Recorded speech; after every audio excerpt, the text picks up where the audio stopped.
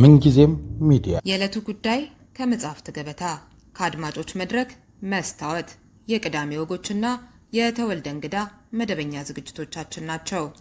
703 475 6309 ስልካችን ምንጊዜም media@gmail.com የኢሜል አድራሻችን ነው። ሰብስክራይብ በማድረግ ቤተሰብ ይሁኑ። ምንጊዜም ኢትዮጵያ።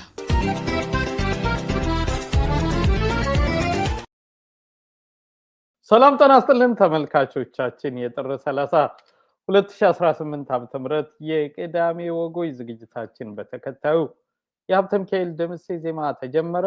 መልካም ቅዳሜ።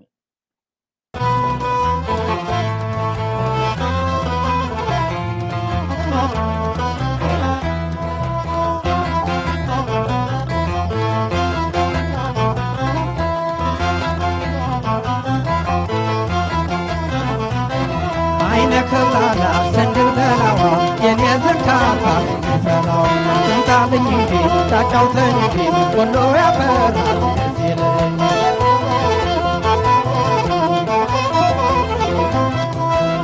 እንዲያው ልቤ ፍርዳው አይኔ ያመጣው መዘዝ ዳሌና ረማመድ ባትና ተረከዝ ጎምጂ ሰውነት አራቂ ፈገግታ የስወሎል በስንቱ ልረታ የስወሎል በስንቱ ልረታ የጦሳ ተራራ ውሃው ምንጉድ አለው ሸጋ ሸጋውን ነው ወሎ የሚያበቅለው ናረ ደሴን ደሴን ያላየ ያየለት ቆሞ ይሂድ እንጂ ልቡን እስንጃለት አረጃለት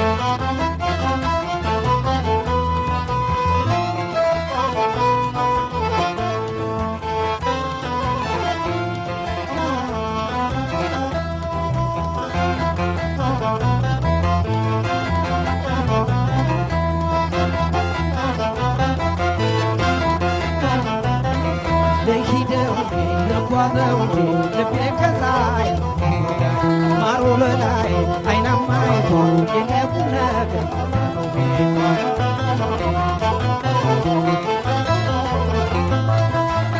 ከነክን ረባ ባያት አረገንዳ እንከተላት ትጀመር እናራዳ ላራዳ የሚሸጥ ዕቃ መንገድ አግኝታው ዛው ቤቷ ገባች ቤት ሸምተው ዛው ቤቷ ገባች ቤት ሸምተው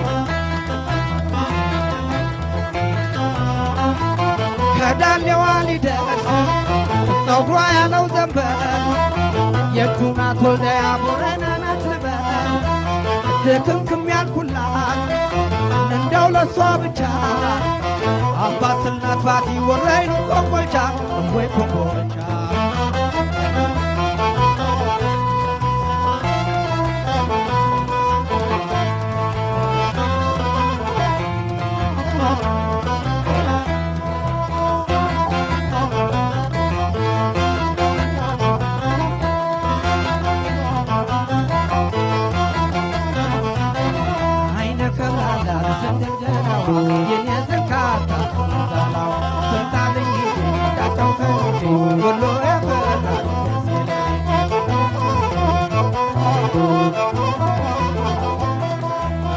ከነደም ግባቷ ለጂቷ አይነግቡ ከጧት እስከ ማታ ቢያዩት የማይጠጉ እታዋ ማይለት የት የምትበላ የስለወሎ ልጅ ጣፉላት መላ የስለወሎ ልጅ ጣፉላት መላ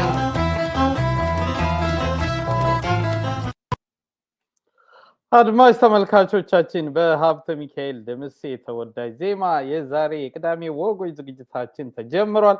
በሕይወት ዓለሙና ተወልደ በየነ እስከ ዝግጅት ፍጻሜ የተለያዩ መረጃዎችን ከአዝናኝና ቁም ነገር አዘል ቪዲዮዎች ጋር አካተን አብረናችሁን ቆያለን። አብራችሁን ቆዩ። ይህ ዝግጅት ወደ ሌሎች እንዲዛመት እንዲዳረስ ሼር፣ ላይክ፣ ሰብስክራይብ ማድረግ አይዘንጋ እንላለን።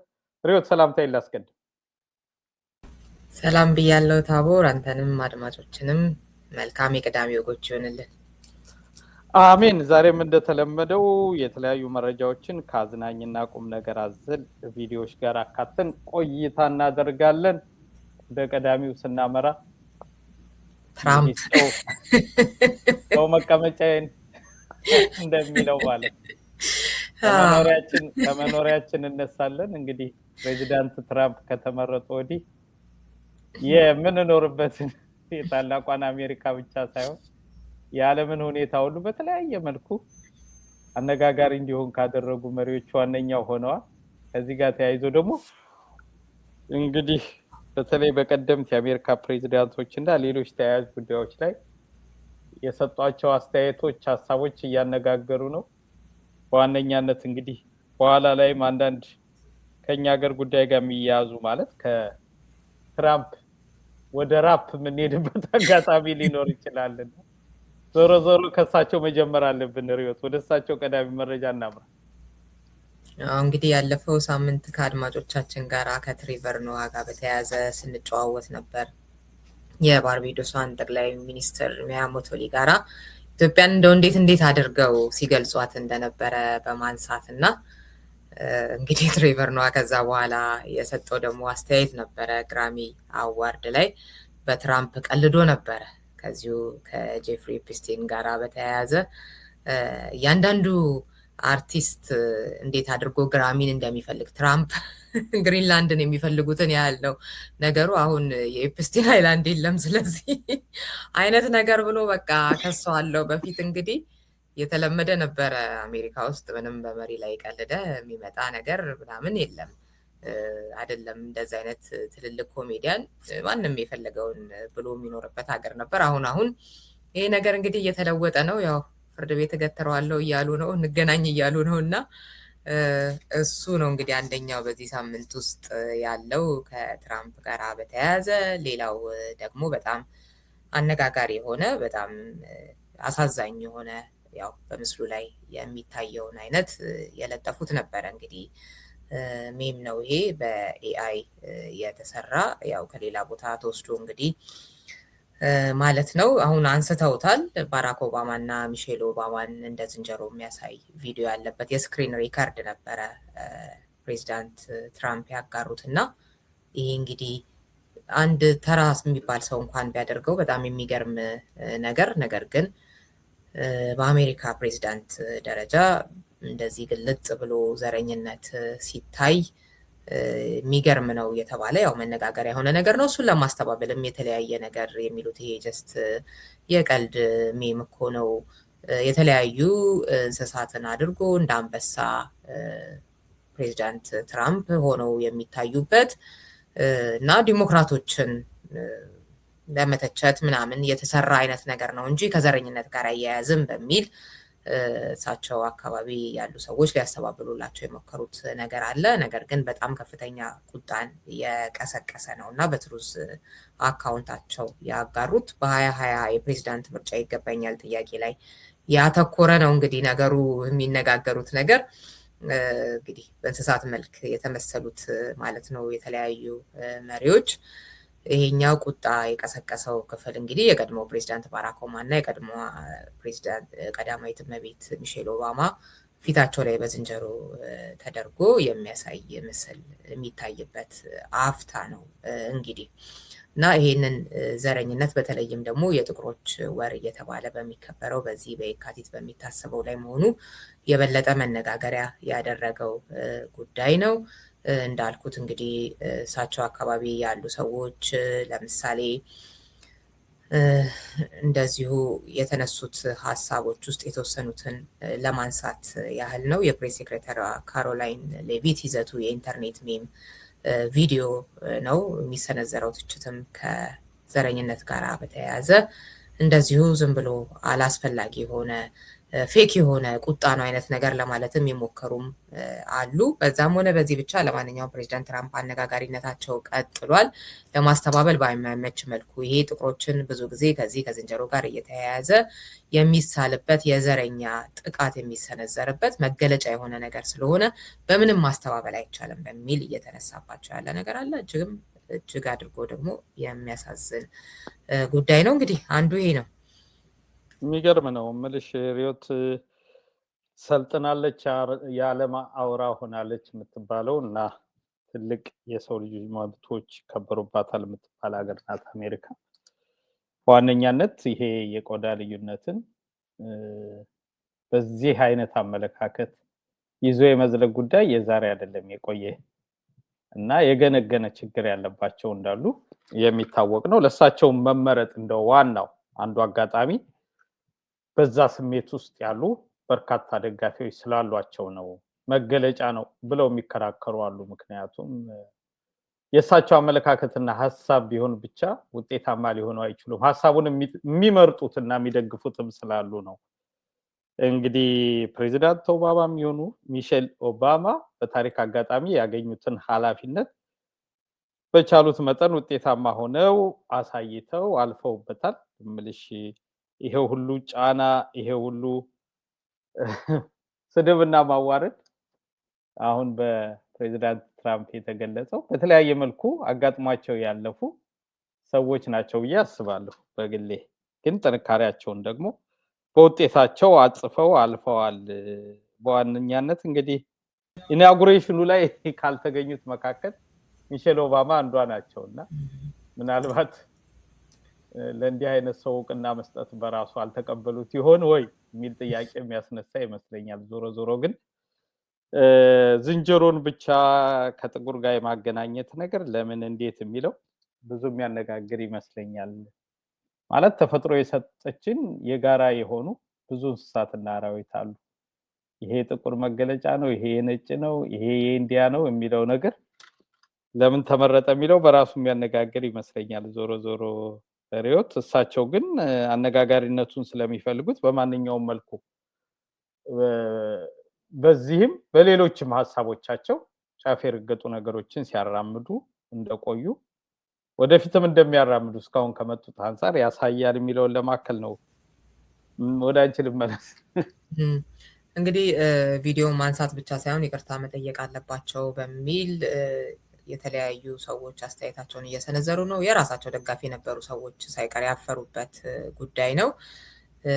ይቅርታ ይጠይቃሉ አይጠይቁም? የሚጠይቁ አይመስለኝም። እንግዲህ ከባህሪያቸው ተነስቼ ይሄ ፕሮግራም እንግዲህ ቀድሞ የሚቀረስ ስለሆነ እስከዛ ድረስ ከጠየቁም ደግሞ ለውጥም አለ እንላለን። እንግዲህ የሚገርምሽ ነገር በጣም እንደዚህ በመሪዎች ደረጃ ግልጽ የወጣ ማለት ነው። በሲስተሙ ባካሄዱ ብዙ ነገሮች እንዳሉ ከታሪክም ካነበብናቸውም ከሰማናቸው ብዙ ነገር እናያለን። ግን ጋድ በወጣ መልኩ በተለይ የዓለም ዋንጫ ላይ እንዲሁም ደግሞ የተለያዩ የክለብ የእግር ኳስ ጨዋታዎች ላይ እንዲህ አይነት ሐሳቦችን የሚያራግቡ አሰልጣኞች፣ ተጫዋቾች በየጊዜው ፊፋ የሚያወጣቸውን ደንቦች የተላለፉ ቅጣት የሚያገኙ ያጋጥሙናል። በተለይ የአፍሪካ ቡድኖች ለዓለም ዋንጫ አልፈው የተለያዩ ውድድሮች ሲያደርጉ በግልጽ የወጣ ዘረኝነትን የምናይበት አልፎም ተርፎ በሚጫወቱባቸው ክለቦች ውስጥ አስታውሳለሁ። አሁን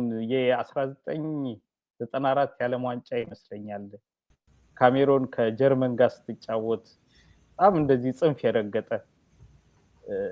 ዘረኛ የሆነ በረኛ ነበራቸው ጀርመኖች። በአብዛኛው አይታሙም ጀርመኖች በእንዲህ አይነት ሀሳብ። ግን ኦሊቨር ካን የሚባል በረኛ ነበራቸው እና እሱ የሰነዘረው አስተያየት እጅግ ሲያጨቃጭቅና ብዙዎችን ሲያስጮህ አስታውሳለሁ። ከዚሁ ከዘረኝነት ጋር በተያያዘ ሳሙኤል ኤቶ የሚባል ሌላ የካሜሮን ተጫዋች ነበር እና ስፔን ሲጫወት ከሱ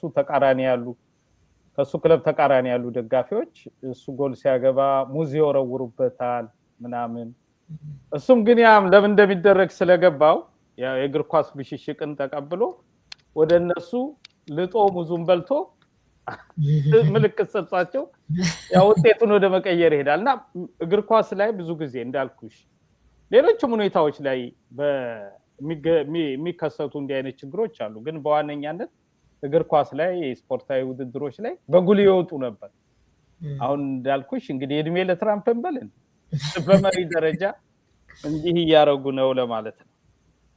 ያው እጅግ በጣም ያሳዝናል። ይሄ እንግዲህ አንደኛ ያደፈጠውን ዘረኛ ሆኖ ሲስተሙ ስላልተመቸው ያደፈጠውን እንደፈለገ እንዲሆን የሚያደርግ ነው። ሌላኛው ደግሞ ይህንን እየሰሙ የሚያድጉ ታዳጊ ወጣቶችም ደግሞ ያው ሌላውንም መልካም የሆነውን ነገር ተምረው እንደሆነ ሁሉ የሰለጠነ አይነት አስተሳሰብ የያዙት እንደዚህኛውን አይነቱን ነገር ደግሞ እንዲይዙ የሚያደርግ ነው እና ከብዙ አንጻር እጅግ በጣም ያሳዝናል።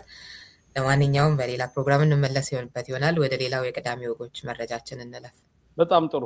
በቅርብ ያጣነው ሁላችንም ልብ ውስጥ ይኖር የነበረው ተወዳጁ ባለሙያ ነፃነት ወርቅነህን በተመለከተ ሪዮት ባለፈው መረጃዎች አጋርተን ነበር። በተለይ ባለቤቱ ካለባት የጤና እክል አንጻር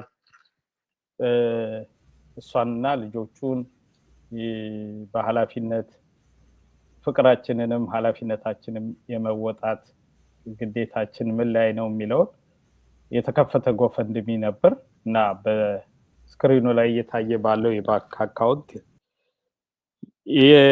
በባህላችን የዝን እንደምንለው ሁሉ ያለንን ፍቅርና ኃላፊነት ለመግለጽ እንደረባረብ የሚል ጥሪ ቀርቦ ነበር። እስካሁን በጎፈንድሚ አካውንቱ $76,251 ደርሷል። ይህንን ያደረጉ በጎ አድራጊዎች ሁሉ በፈጣሪ ስም ምስጋና ማቅረብ ያስፈልጋል። የበለጠ እንግዲህ የመዳረሻ ጎሉ $100,000 ነው። ስለዚህ ያልተሳተፋችሁ በዚህ ተሳትፎ አልነበረንም ያላችሁ ሁሉ ተሳትፏችሁን እንድታደርጉ ጥሪውን ለማስታወስ ነው ሪዮት። ከዚሁ ጋር ተያይዞ እንግዲህ ነፃነትን በምን ልናስታውሰው ልናስበው ይገባል የሚሉ የተለያዩ ጥያቄዎችና ሀሳቦች እየተነሱ ነው። በዘላቂነት ማለት ነው። ይህንን የመጀመሪያውን ኃላፊነት በአግባቡ ለመወጣት የወገኖቹ ርብርብ የሚያስደስት ነው። በእርግጥ ግን ከዚህ በተሻለ ደግሞ እንደ ባለሙያስ እንዴት ሊዘከር እንዴት ሊታወስ ይገባል የሚለው በርካታ ጥያቄዎች እየተነሱ ነው። ከነዚህ መካከል ያዘጋጀው የነበረ የቤተሰብ ጨዋታ የጥያቄና መልስ ውድድር በማን ይቀጥል የሚለው፣ ከዛ ውጭስ ነፃነት በሁሉም በተጠራባቸው ሁኔታዎች ሁሉ የድርሻውን ለመወጣት ትጉ ሰው ነበር። ከዚህ አንጻር እሱ እንዴት እናስበዋለን የሚለው ጥያቄም ደግሞ በብዙዎች ዘንድ እየተነሳ ነው። ምን ሊደረግ ታስቧል፣ ምን መሆንስ አለበት የሚሉ በተለያየ ጊዜ ሀሳብ እየተሰነዘሩ ያሉበት ሁኔታ አለ። ምንድነው እንዴት ነው የሚለውን ወደፊት በዝርዝር የምናየው ነው የሚሆነው። በዋነኛነት ግን ከቤተሰቡ ጎን ኃላፊነታችሁ ተወጣችሁ ያመሰግን። አሁንም ጥረታችንን ቀጥለን የታሰበውን ጎል እንምላ እና ለቤተሰቡ ለነፃነትም ያለንን ፍቅር ኃላፊነት እንወጣ የሚለውን በመሃል እንዲያው ለማስታወስ ነው ሪዮት። እሺ እንግዲህ ስክሪኑ ላይ በምታዩት ኦን ፖይንት ባንክ አካውንት ነምበር 4668663828 ወይም ሩቲን ነምበር 3230758880 ድጋፋቸውን ማድረግ ይቻላል። እንደዚሁም ደግሞ በጎፈንድሚ አካውንት ማለት ነው። እንግዲህ ነፃነት ጥሏቸው የሄደው ልጆች እገዛችንን ይፈልጋሉ። እንዲሁም ደግሞ አንዳንዴ ያው ባለማወቅ የሚሰነዘሩ አስተያየቶችን አያለሁኝ እና ባለቤቱ እንደጠቀስከው እሷም ታማሚ ናት እና ከዛ ጋር ተያይዞ ያው እንደ ልቧ የመንቀሳቀሱ ነገር ችግር ስላለም ጭምር እንዲሁም ደግሞ ሌሎች የሚታሰቡም ነገሮች እንዳሉ ቀደም እንደጠቀስከው እንደዛ አይነት ነገሮች ስላሉ ወደፊት ልንመጣባቸው የምንችል በምትችሉ እገዛችሁን አድርጉ ለማለት ነው። በጣም ጥሩ። እንግዲህ የቻላችሁትን እገዛችሁን አድርጉ። ተሳትፏችሁ ኃይል ላይ ለነፃነትና ቤተሰቡ የሚለውን ለማስታወስ ነው። ሪዮት እንግዲህ ባለፈው ማክሰኞ የኢትዮጵያ ፓርላማ የጠቅላይ ሚኒስትሩን የተለያዩ ጉዳዮች ሪፖርት አዳምጠው ነበር። ከነዚህ ሪፖርቶች ጋር ተያይዞ በማህበራዊ ድረገጽ ጨምር በተለያዩ ሚዲያዎች የጠቅላይ ሚኒስትሩ ያነሷቸው ሀሳቦች የተለያየ አስተያየት፣ ትችት፣ ተያያዥ ጉዳዮች ሲሰጡባቸው ነበር። እኛም በአድማጮች መድረክ የውይይት ጊዜያችን ሀሳቦችን አንስተን ከአድማጮች ጋር ሀሳባቸውን እንዲያጋሩ እድሉን ፈጥረን ነበር። ዞሮ ዞሮ በቅዳሜ ወጎች ደግሞ ከዚህ በፊት ከተናገሯቸው ንግግሮች ጋር አሁን በማክሰኞ የፓርላማ ውሎ ያደረጓቸው ንግግሮች ያላቸው ተቃርኖ ምን ይመስላል የሚለውን ከአዝናኝ ቪዲዮዎቻችን አንዱ አድርገነዋል። በቅድሚያ እሱን እንከታተልና ወደ ሌላው መረጃችን እናልፋለን ሪዮት። ህዳሴን ከጀመርን ጀምሮ ከዲያስፖራ ከባለ ሀብት ከመምህር ከሰራተኛ ከምናምን ከሁሉ ከአርሶ አደር የሰበሰብነው ማክሲመም 12 ቢሊዮን ብር ነው የሚሆነው። እዛ ያፈሰስነው ግን አሁን 100 ቢሊዮን ገደማ ደርሷል። ኢሚንት ናት ማለት ነው 10%። እንደው ህዳሴን ጀምራችሁ ጨርሳችሁ እናንተ እኛንም ብላችሁ እያሰባችሁ እንዳይሆን ብዬ ነው። እናንተ በአጠቃላይ ኦሽን ውስጥ ጠብ አድርጋችኋል። በህዳሴ ላይ አንድም ብር እርዳታ አንድም ብር ብድር ኢትዮጵያ አልወሰደችም። በጀግኖች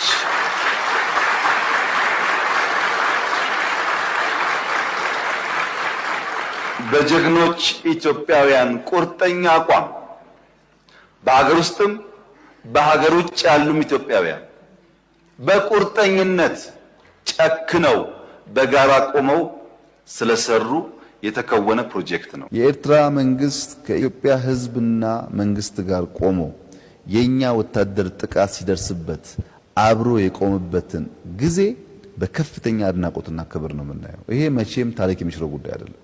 የኤርትራ ህዝብ ወንድም ህዝብ ብቻ ሳይሆን የቁርጥ ቀን ዘመድ መሆኑን በተግባር አሳይቶናል። ዘንድሮ ከኤርትራ ጋር ታርቀን ባይሆን ኖሮ ምን ሊፈጠር እንደሚችል መገመት ያስቸግራል።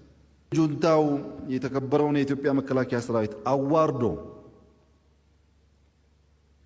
ራቁቱን ኤርትራ ሲልከው የኤርትራ ህዝብ አለበሰው። መታረቃችን የግለሰቦች አለመሆኑን መታረቃችን የህዝቦች መሆኑን ከኤርትራ መንግስት በላይ የኤርትራ ህዝብ በተግባር አሳይቶናል። የኤርትራ ህዝብ ውሃ ጠጣው፣ አበላው፣ አስታጠቀው። ይሄን የኢትዮጵያ ህዝብ ማወቅም ማክበርም አለበት። ራቁታቸውን የሄዱ ሰዎች የኤርትራ ልብስ ለብሰው መጥተዋል። ለዚህ ነው ኤርትራ ወጋን የሚሉት።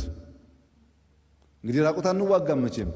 ኦፕሬሽን ተካሂዶ በየቦታው ያገኘናቸው እስር ቤት ያገኘናቸው ምናምን ያገኘናቸው ሰዎች እኮ ጠውልገዋል። በ10 ቀን ውስጥ ጠውልገዋል። ወደ ኤርትራ የወጡት ግን በ2-3 ቀን ውስጥ በርትተው ተዋግተው አሸንፈዋል። ያስራበን የኛ ነው፣ ያስጠማን የኛ ነው። በዚህ ኦፕሬሽን ለኤርትራ ህዝብና መንግስት ከፍተኛ ምስጋናና ክብር በተከበረው ምክር ቤት ፊት ማቅረብ ፈልጋለሁ። በትግራይ ውጊያ ሲጀመር የመጀመሪያው ዙር ውጊያ ሽሬ ካስለቀቅን በኋላ የኤርትራ ጦር ከኋላ ኋላ ተከትሎ ሽሬ ገብቶ የአንዳንድ ሰዎችን ግለሰቦች ቤት ማፍረስ ፎቅ ማፍረስ ሲጀምር ጸብ ተጀምሯል። አልተናገርንም እንጂ አክሱም ይዘን ስናልፍ አክሱም ገብቶ ወጣቶች በጅምላ ሲረሽን ጸብ ተፋፍሟል። አድዋን ይዘን ስናልፍ አድዋ ሄዶ ፋብሪካዎች ሲፈታታ ሲሰርቅ ጸብ ተጋግሏል። አዲግራት ደርሰን የመድኃኒት ፋብሪካውን የሚነቀለውን ነቅለው የማይነቀለውን ሲያፈራርሱ ጸቡ ጫፍ ደርሷል።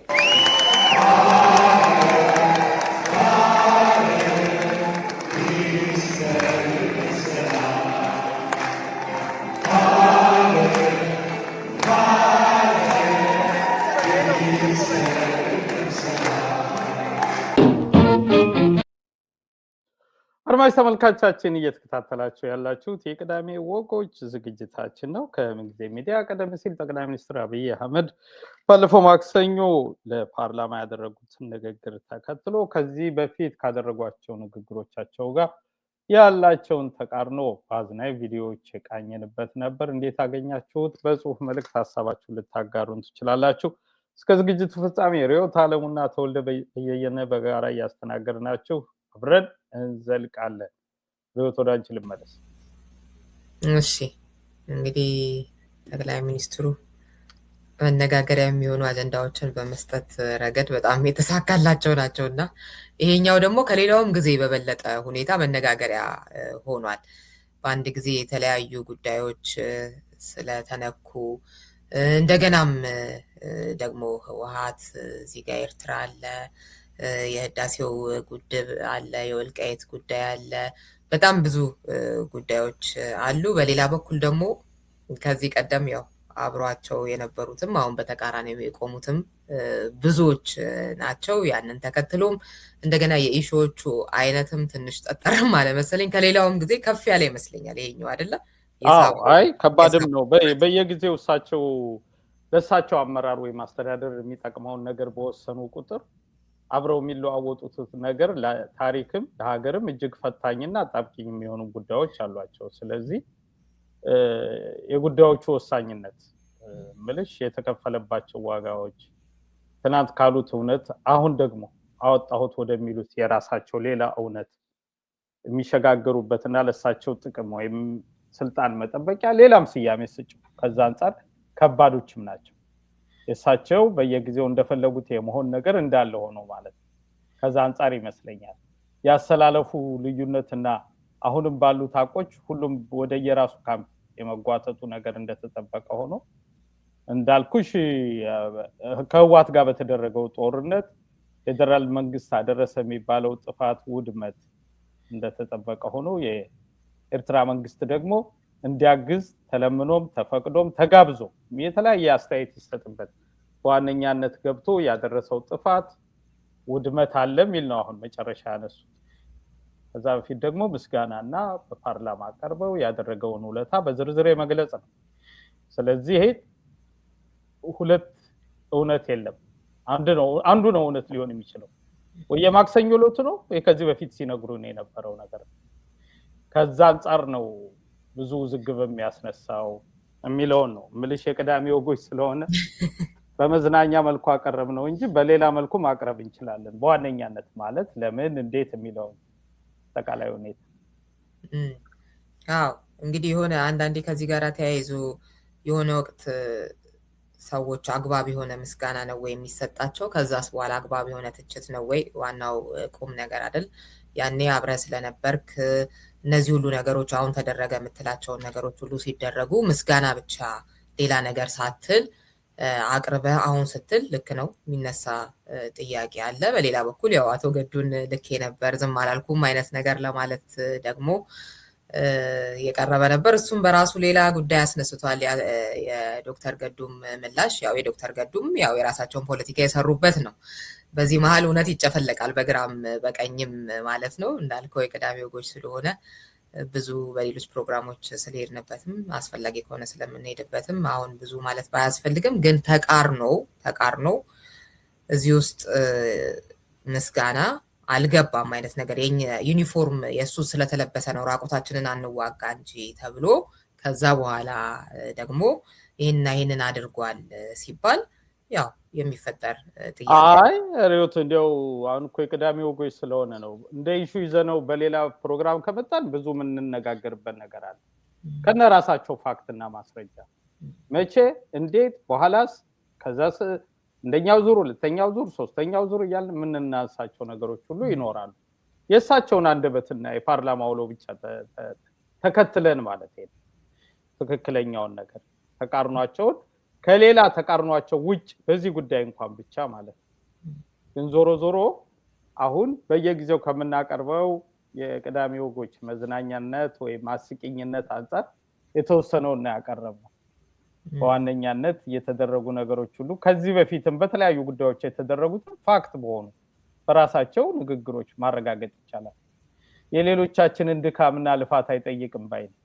እሳቸው በአንደበታቸው ያሏቸውን ብቻ በምክንያት ለሚያምን ሰው ግራና ቀኝ ማገናዘብ ለሚችል ሁሉ እንደዛ ይጠቅማል እሱን ማቅረቡ ብዬ።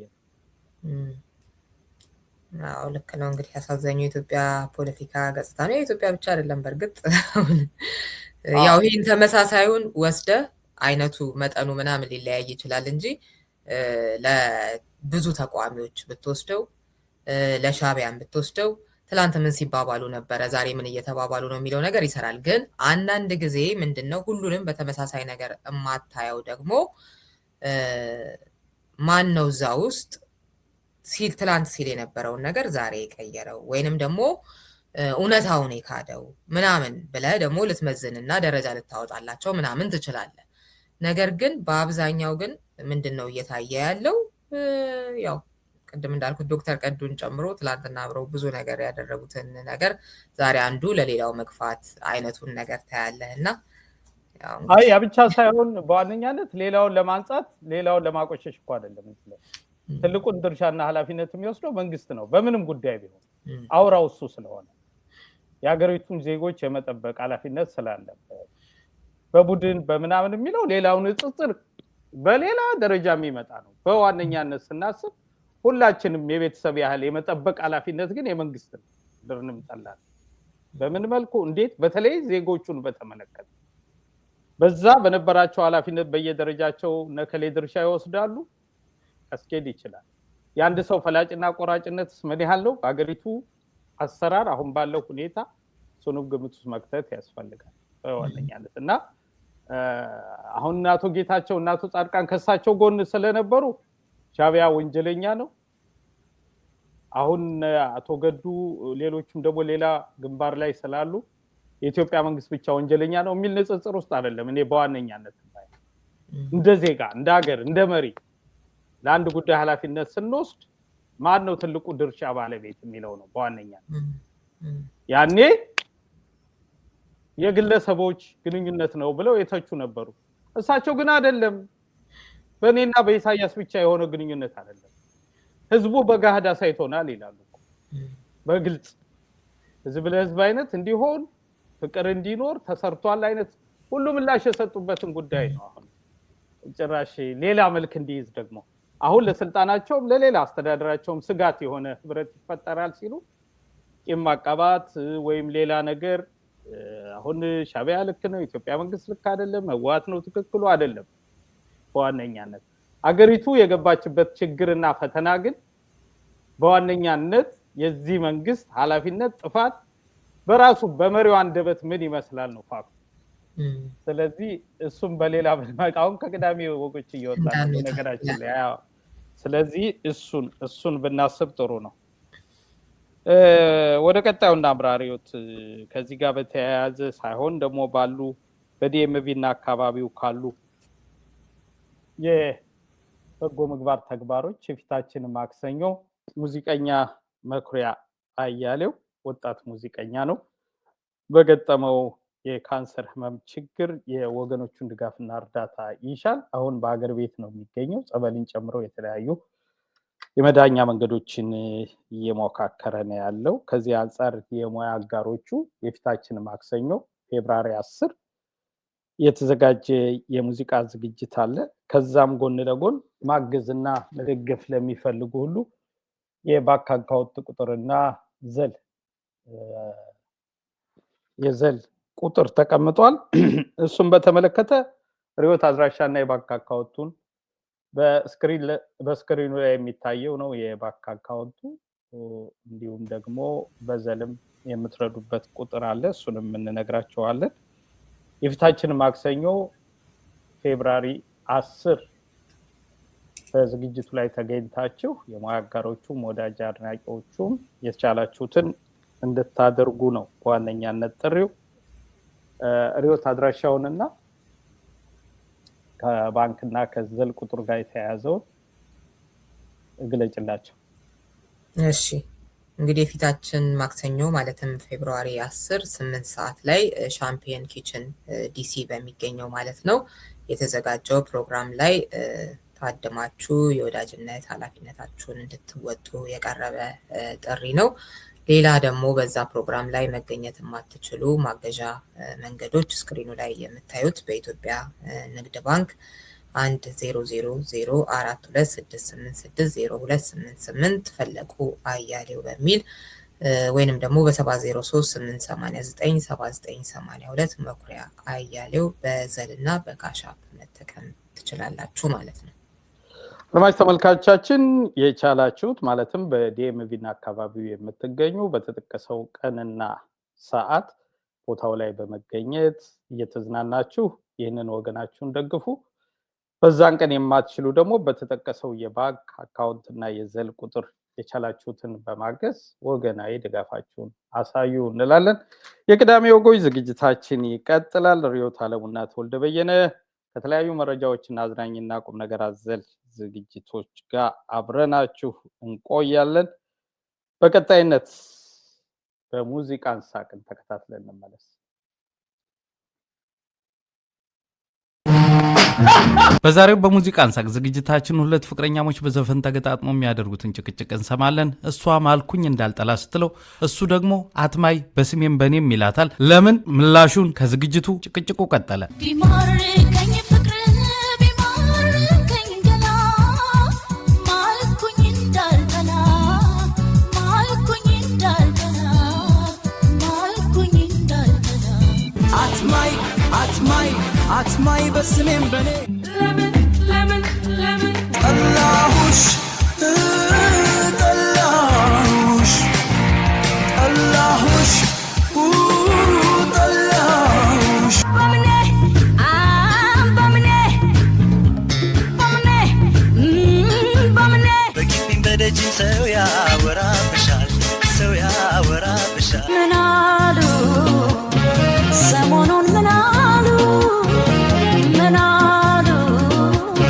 ደሞ ምን አወሩ ይቅር ይቅር ኧረ ጠይቄ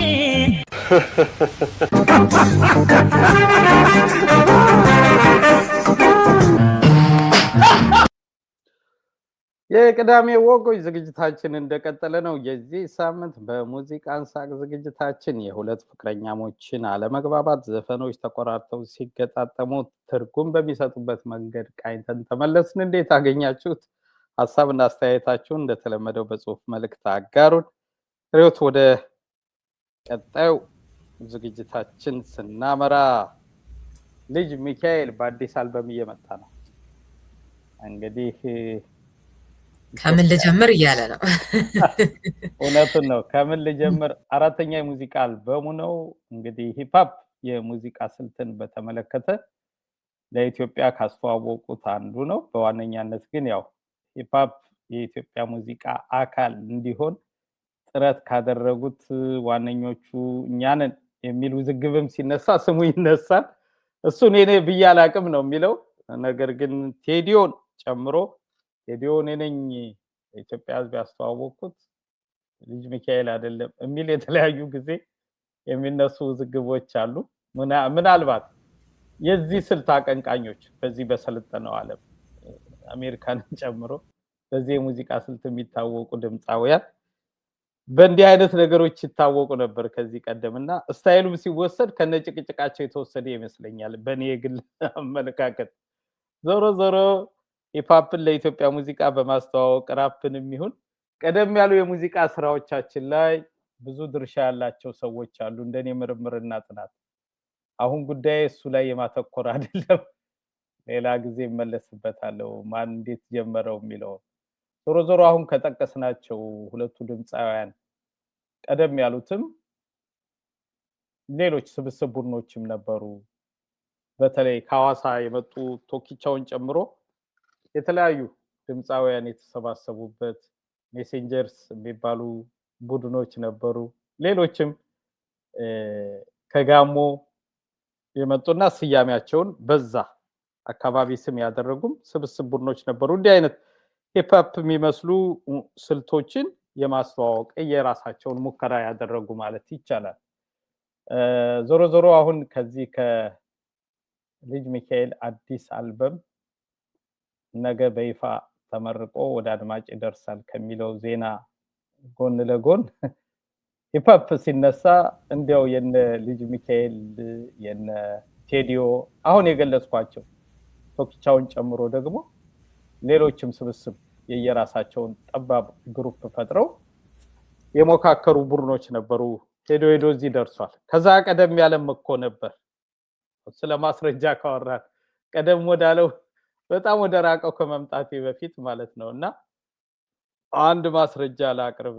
በኢትዮጵያዊ ሙዚቃ ንጉስ ጥላሁን ገሰሰ ነባር ስራዎቹ እንደ አዲስ ሲሰሩ ያንን እነዛን የሙዚቃ አልበሞች በዋነኛነት እንደ ፕሮዲውሰር ሆኖ ብዙ ነገሮቹ እንዲሰሩ ያደረገው ታማኝ ነው ሪዮት እና በእነዛ ስራዎች ውስጥ ትልቅ ድርሻ አለው ከሌሎች ሙያተኞች ጎን ለጎን ማለት ነው። ኃላፊነት ወስዶ ባለፈውም ከአበበ መለሰ ጋር ስናወራ አንስተናል። እናት ሀገር ኢትዮጵያ ሲሰራ ዋናው ግንኙነቱ አበበ መለሰ ከታማኝ ጋር ነበር። በየቀኑ እየተደዋወለ ምን ላይ ደረሰ እንዴት ሆነ ያኔ አቤ ዜማውን ሲሰራ ጨምሮ ማለት ነውና ሲቀረጽም እዚህ ኦሜጋ ስቱዲዮ የሚባል ሜሪላንድ የሚገኝ በጣም ውድ ስቱዲዮ ነው የተቀረጹት እነዛ ኮምፓክት ዲስኮች። ትልቁ ድርሻ የታማኝ ነበር ስራው ውጤታማ እንዲሆን። ዞሮ ዞሮ እሱን ለማለት ሳይሆን በእነዚህ ሲዲዎች ከተቀረጹ የጥላሁን ነባር ስራዎች መካከል አንዱን ሂፕ-ሆፕ አጨዋወት እንዲመችና ፊቸሪንግ እሱ ገብቶ እንዲሁ እንደሚባለው አሁን ራፕ እንደሚያደርጉት ማለት ነው። በዚህ ዘመን ያ ስራ እንደ አዲስ ሲሰራ እንዲህ ማድረግ ይቻላል በሚል ምልክት ያሳየበት ሂፕ-ሆፕን ከነሱ እድሜ በፊት እሱ በማስረጃ ሞክሮታል የሚለውንም አዲሱ ትውልድ እንዲመረምርም ነው ሪዮት። ዞሮ ዞሮ እንግዲህ ወንድሜ ስለሆነ በይሉንታል ተው የኢትዮጵያ ሙዚቃ ጉዳይ ሲነሳ ማቀውን ለእውነትና ለታሪክም ሲባል መቀመጥ ስላለበት ነው። ጥናቴም ምርምሬም እነዚህን ይጨምራል። ዋናው የሙዚቃው ሽግግር የሙዚቃው ነገር እንዴት መጣ የሚለውን ከስር መሰረቱ ስንል ወደኋላ ገና የሚሄድባቸው ይኖራሉ። መሰረቶቹ እነማን ናቸው የሚለውን ማለት ነው። ዋነኛነት ግን ይሄ ለነዚህ ዘመኖቹ በጣም የራቀ ከመሰላቸው እንዲያስታውሱት በሚል ነው። ምናልባት አሁን ወዳለው ዝርዝርና አጭር መረጃ ወደ አንቺ መለሳለሁ። ከዛ በፊት እንዳልኩት ለማስረጃ ዘፈኑ የቱ ነው የታማኝ ሂፕ-ሆፕስ እንዴት ነው ብለው ጥያቄ ለሚጠይቁ ባጭሩ ልጋብዝ ሪዮት።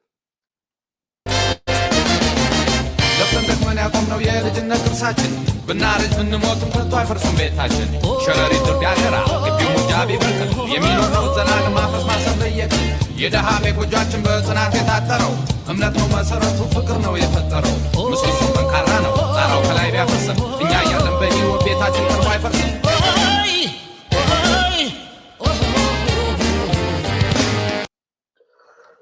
አድማጭ ተመልካቾቻችን ተመልሰናል።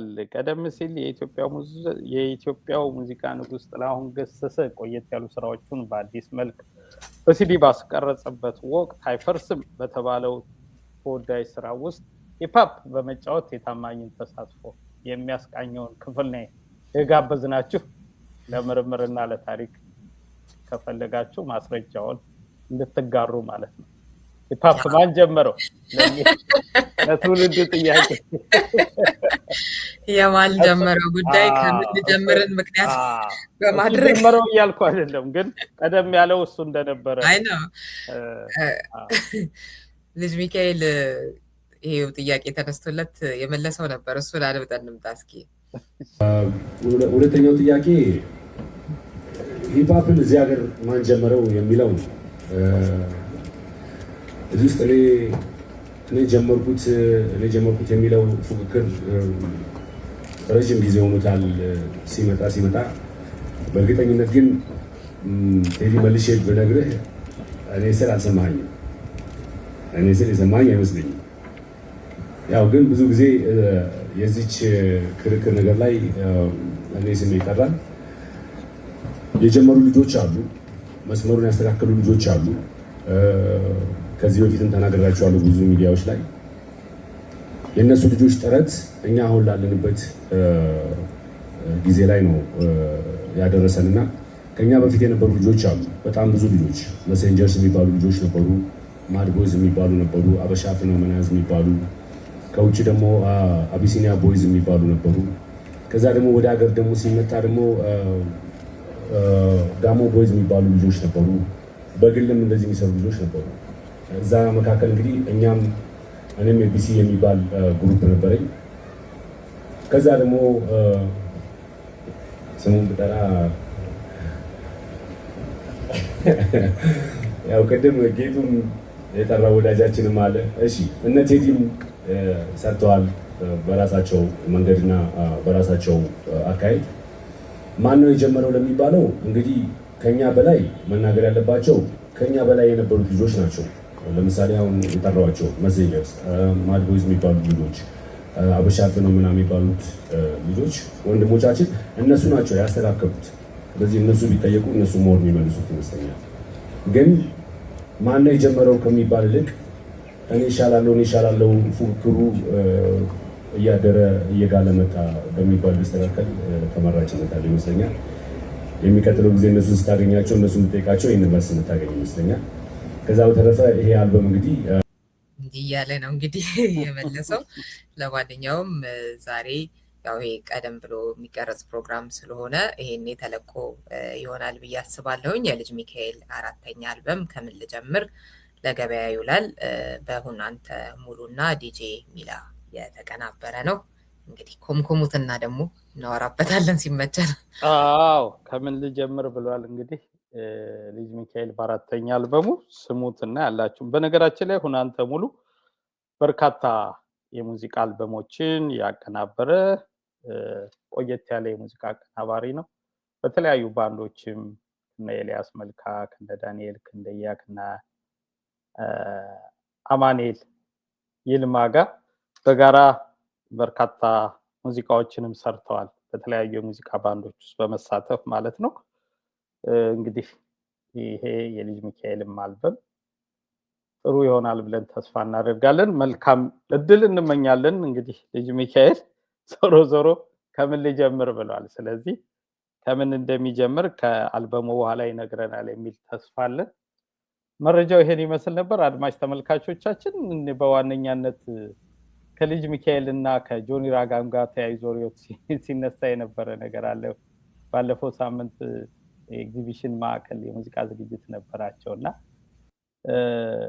ሙዚቃ የማቅረብ የሰዓት ጉዳይ እኛ እንግዲህ ሬዲዮ ላይ ምናምን ቴሌቪዥን ላይ የሰራን ሰዎች ቶሎ ጨርሱ በሰዓት የተመደበ ነው እና ከሙዚቃም ጋር በተያያዘ ትንሽ ውዝግብና ለመግባባት ተፈጥሮ ነበር። ልጅ ሚካኤል መድረኩን በተሰጠው ሰዓት ዘፍኖ ጨርሶ ስላለቀቀ እኔ ማቅረብ የነበረብኝን ያህል የሙዚቃ ቁጥሮች ማለት ወይ 4 ወይ 5 ወይ 3 እንደየመድረኩ የተነጋገሩት ሊኖር ይችላል። ያን ባለማቅረቤ ችግሩ ወይም ስተቱ የልጅ ሚካኤል ነው የሚል ቅሬታውን አቅርቦ ነበር ጆኒ ራጋና ሰዓት አጠቃቀም እጅግ አስቸጋሪ እየሆነ ነው ለሙዚቃ አቀራረብ እና ለምክር ቤት ለአድማጮች መድረክ ለምናም ብቻ ሳይሆን እግረ መንገዱ ከተነሳ አንጻር በሚል ነው አብሬ አያይዤ ያነሳሁት። የቅዳሜ ወጋችን እንደቀጠለ ነው። አድማጭ ተመልካቾቻችን ቀደም ሲል ከልጅ ሚካኤል ከምን ልጀምር አዲስ አልበም መለቀቅ ጋር በተያያዘ ያለውን መረጃ አጋራናችሁ። ወደ ቀጣዩ ስናመራ ከዛ በፊት እንግዲህ የሂፕሆፕ ነገር ከተነሳ አንድ ነገር ልጨምር ብዬ ነው። እሺ ከኛዎቹ ከነ ልጅ ሚካኤል ከነ ቴዲዮ ደግሞ አለፍ ብለን ደግሞ ወደ ዓለም ስንሄድ አሁን መነጋገሪያ የሆነው የራፐር ጄ ኮል አዲስ የተለቀቀ ስራ አለ ዋት ኢፍ በሚል ማለት ነው። እዚህ ላይ እንግዲህ መነጋገሪያ የሆነው ዝነኛ ራፐር የነበሩትን ቱፓክ እና ቢጊን ወክሎ የዘፈነበት መንገድ ነው ያስገረመው። ያው ዋት ኢፍ ያለውም እነዚህ ሁለት ሰዎች ቢኖሩ ኖሮ የሂፕሆፕ ዓለም ምን ሊመስል ይችል ነበር አይነት ነገር ነውና መልእክቱ ያው የሆነ የሚስብ ነገር አለው። ሁለቱን እንግዲህ እንደ ባላንጣ አይነት ሳይሆን በታሪክ ደግሞ እንግዲህ ሰላም የመፍጠር አይነት የሚመስልም አይነትም ነገር ተደርጎ የተወሰደበት ነው እና ከኛዎቹ ወደ ውጮቹ ደግሞ ስናመራ ይህንን ስራ ዛሬ መነጋገሪያ የሆነውን ለመጥቀስ ነው። በጣም ጥሩ። የቅዳሜ ወጋችን እንደቀጠለ ነው። ወደ ቀጣዩ ዝግጅታችን ስናመራ በዋነኛነት ቁም ነገር አዘል አዝናኝ ቪዲዮዎች ካናቸው ውስጥ ቀደም ሲል ያለፈው ማክሰኞ የጠቅላይ ሚኒስትሩን የፓርላማ ውሎና ከዛ በፊት የሰጧቸውን ንግግሮች ተቃርኖ ቃኝተን ነበር። በዋነኛነት በዛ የፓርላማ ውሎ ከተነሱ ዋና ጉዳዮች ከህወሓት ጋር የተደረገው ጦርነት በዋነኛነት ይጠቀሳል። ዞሮ ይህ ጦርነት ሲጀመርም ሲያልቅም እንግዲህ ካሉን የቪዲዮ ማረጋገጫዎች ወስደን ነው ይሄን እያልን ያለ ነው። አድማጭ ተመልካቾቻችን ከሀገሪቱ ኢታማጆር ሹም ጋር አልተገባቡም። በአጀማመሩ በአፈጻጸሙ በጦርነቱ ዙሪያ ለምን እንዴት የሚለውን እየተዝናናችሁ ተቃርኖን እንገባበዝ። ወደሱ እንለፈር።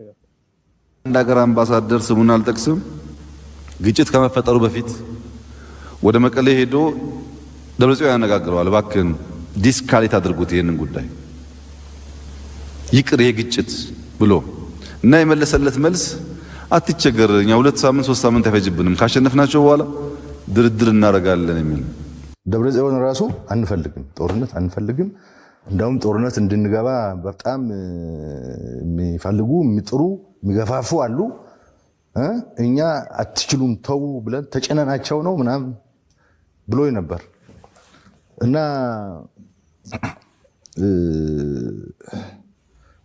እርግጠኛ ነኝ ያኔ ደብረጽዮን ጦርነቱ የሚፈልግ አይመስለኝም የተረዳሁት የፈለገውም አይመስለኝም ግን ማስቆም አልቻለም የኤርትራን ጉዳይ ላንሳ አንዳንድ ሰዎች በኢትዮጵያና በኤርትራ መካከል ችግር የተፈጠረው የኢትዮጵያ መንግስት የቀይ ባህር ጥያቄ ስላነሳ ነው ብለው ይላሉ ያስባሉ ይተነትናሉ ግን አይደለም ኤርትራ ከተፈጠረች ዘመን ጀምሮ በኢትዮጵያ መንግስትና በኤርትራ መካከል ኢሹ ነበረ ታውቃላችሁ እኛ ከመጣን በኋላ አያስፈልግም ይቅርብን ብለን ሞክረናል 5 ዓመት ለምነናል ጸቡ የተጀመረው ብዙዎች እንደሚያስቡት የቀይ ባህር ጉዳይ ሲመጣ አይደለም በትግራይ ውጊያ ሲጀመር የመጀመሪያው ዙር ውጊያ ሽሬ ካስለቀቅን በኋላ የኤርትራ ጦር ከኋላ ኋላ ተከትሎ ሽሬ ገብቶ የአንዳንድ ሰዎችን ግለሰቦች ቤት ማፍረስ ፎቅ ማፍረስ ሲጀምር ጸብ ተጀምሯል አልተናገርንም እንጂ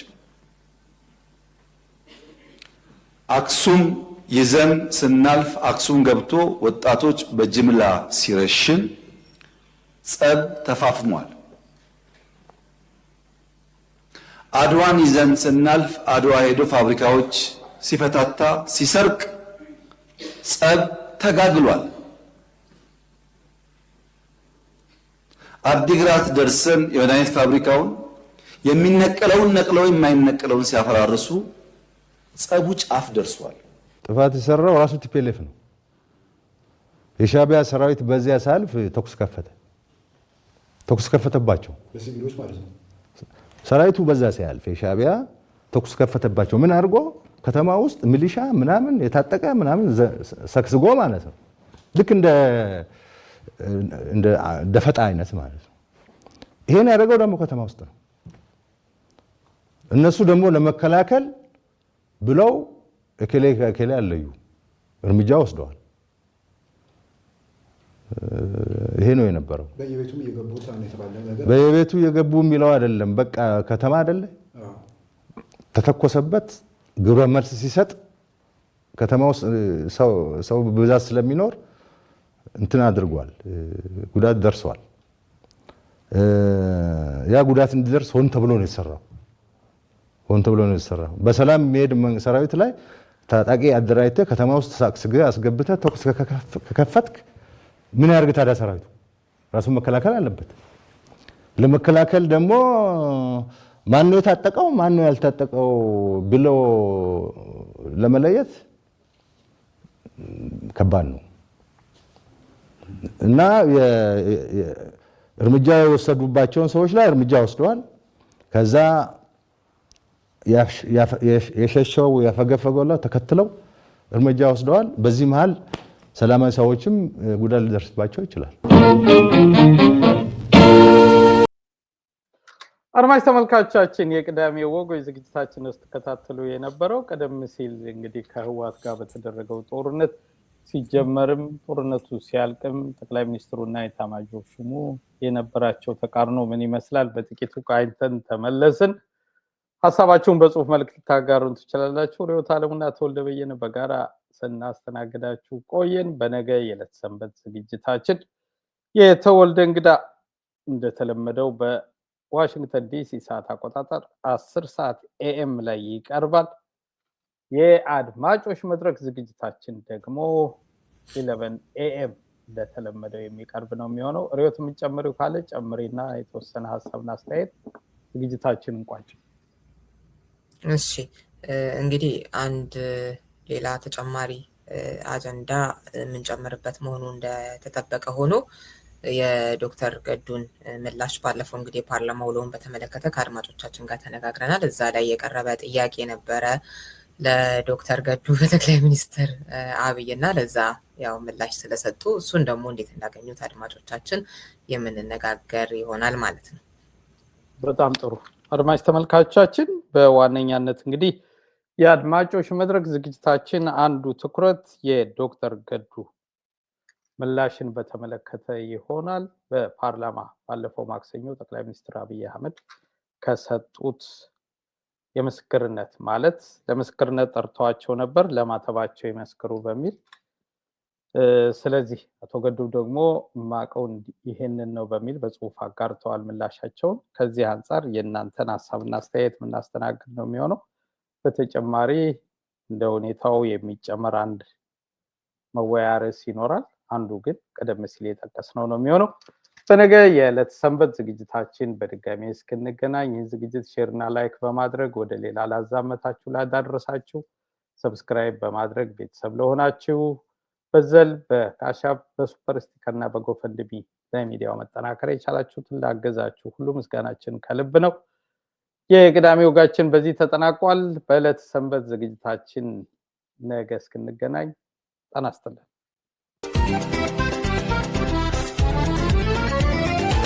ምንጊዜም ሚዲያ የዕለቱ ጉዳይ ከመጽሐፍት ገበታ ከአድማጮች መድረክ መስታወት የቅዳሜ ወጎችና የተወልደ እንግዳ መደበኛ ዝግጅቶቻችን ናቸው።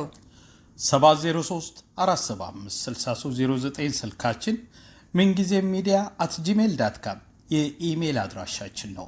ሰብስክራይብ በማድረግ ቤተሰብ ይሁኑ። ምንጊዜም ኢትዮጵያ